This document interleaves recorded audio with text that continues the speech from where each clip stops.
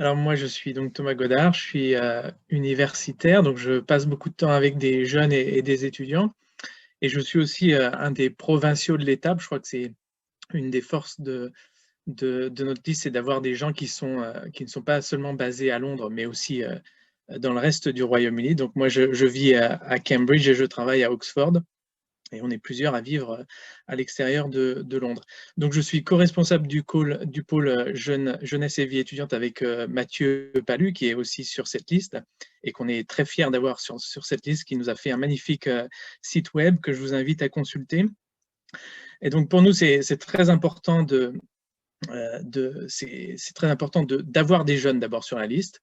Il y a des jeunes comme Julie qui vient de parler, comme Fanny, etc., Charlotte. Enfin, je ne veux pas être insultant pour tout le monde, on est tous jeunes quelque part. Et puis, il y a même des très jeunes comme Mathieu qui a 19 ans. Donc, d'avoir des jeunes sur la liste et puis de parler des jeunes et de leurs préoccupations, parce qu'ils sont souvent les grands oubliés de la politique consulaire et même de la politique en général. Donc, c'est très important pour nous. Alors, notre programme pour les jeunes et pour les étudiants, il s'articule autour de trois axes. Mieux informer les jeunes français du Royaume-Uni et les jeunes françaises, les soutenir et les mettre en valeur. Alors, mieux les informer, c'est la première partie, c'est la plus importante, c'est les engager dans le débat démocratique, faire en sorte qu'ils s'inscrivent au registre du consulat pour voter, pour exercer leurs droits civiques et pour faire en sorte d'être mieux représentés au niveau des instances consulaires. Donc, on a déjà mis le lien dans le chat pour s'inscrire, mais si vous êtes jeune, si vous connaissez des jeunes, faites en sorte qu'ils s'inscrivent, qu'ils votent, qu'ils s'intéressent à la politique consulaire pour que la politique consulaire s'intéresse à eux. Et puis, deuxièmement, les soutenir. Alors là aussi, c'est beaucoup d'informations. C'est leur faire connaître les opportunités, le soutien qui est offert par le consulat, par le ministère des Affaires étrangères pour les soutenir dans leur projet. Qu'ils soient étudiants, qu'ils soient dans le monde associatif, qu'ils soient salariés, qu'ils soient entrepreneurs. C'est aussi le cas de Mathieu, par exemple.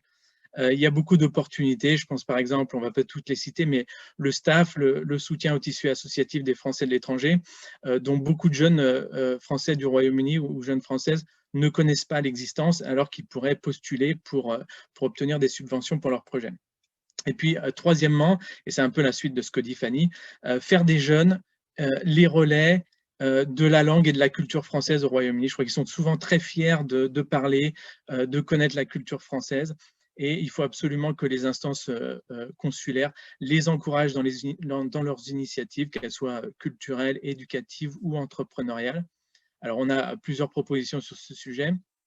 J'en citerai une seule, c'est l'idée par exemple de faire un pass culture sur le modèle de ce qui se fait en France et de permettre aux jeunes, par exemple, lorsqu'ils s'inscrivent sur le registre des Français à Londres, d'obtenir ce pass pour aller ensuite consommer des productions françaises comme les pièces de Fanny ou bien des bouquins dans les librairies françaises de Londres et ailleurs. Voilà pour le pôle jeunesse et vie étudiante.